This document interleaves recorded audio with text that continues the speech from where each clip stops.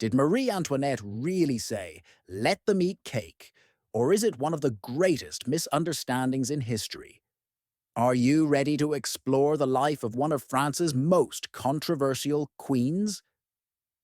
Sent to France as a bride from Austria at a very young age, Marie Antoinette became the queen of a country she barely knew.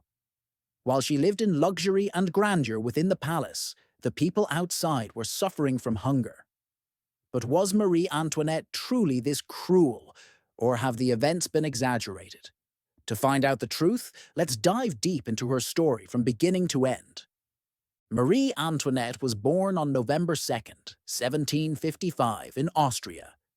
She was the youngest daughter of Empress Maria Theresa and Emperor Francis I of the Holy Roman Empire. As a member of the royal family, she grew up in wealth and splendor, but this privileged life would soon shape her destiny as the Queen of France.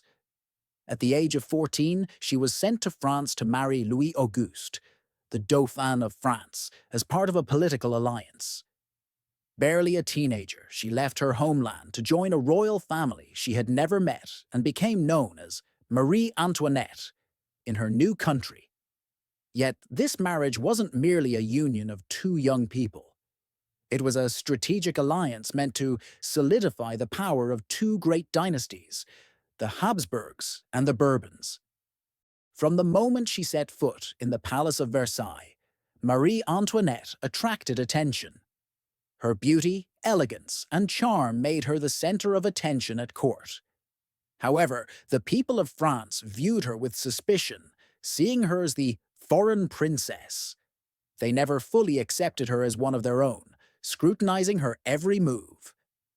Her early years at court were quite challenging. Her husband, Louis Auguste, later King Louis XVI, was introverted and shy.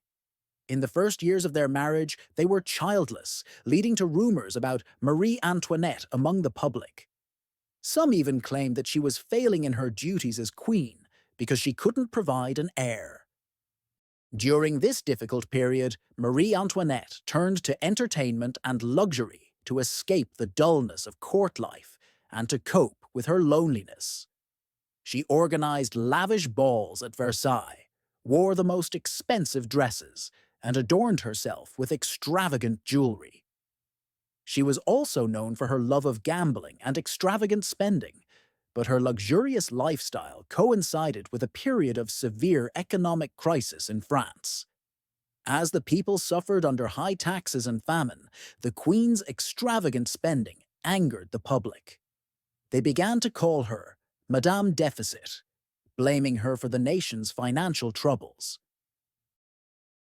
One of the most debated controversies about her is the famous quote, "Let them eat cake." It was said that when the people of France were starving and couldn't afford bread, Marie Antoinette heartlessly remarked, "Let them eat cake." But historians agree that she never actually said this. In fact, the phrase had been attributed to another queen years before her.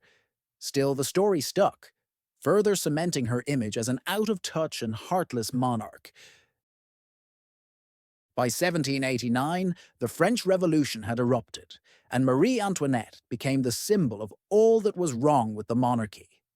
Revolutionaries saw the royal family as enemies and blamed their luxurious lifestyle for the nation's suffering. Despite the growing danger, Marie Antoinette tried to remain strong. But the revolutionaries placed the royal family under house arrest at the Tuileries Palace. Multiple escape plans were devised, but all failed. During an escape attempt to Varennes, they were captured, leading the public to see them as traitors. After the failed escape, the royal family became prisoners in their own country.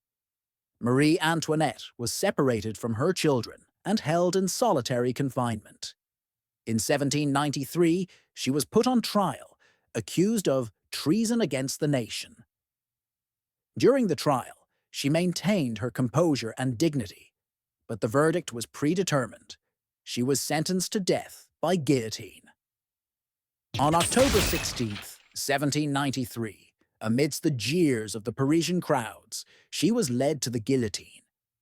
Even in her final moments, she stood tall, maintaining her royal grace and pride. Marie Antoinette's death symbolized the fall of the French monarchy and marked one of the most dramatic moments in the history of the Revolution. Yet the debate over her legacy continued long after her death. Was she truly the heartless queen she was portrayed to be, or was she the victim of political propaganda? Some argue that she was made a scapegoat for the revolution. Marie Antoinette's story isn't just a tale of France's past, but one of the most dramatic and tragic narratives in world history. Her life stands as a powerful example of grandeur and downfall. But what do you think? Was Marie Antoinette really so disconnected from her people, or were the events exaggerated? Did history judge her fairly, or was she just a victim of her time? Share your thoughts in the comments below, and don't forget to subscribe to my channel for more historical stories like this one.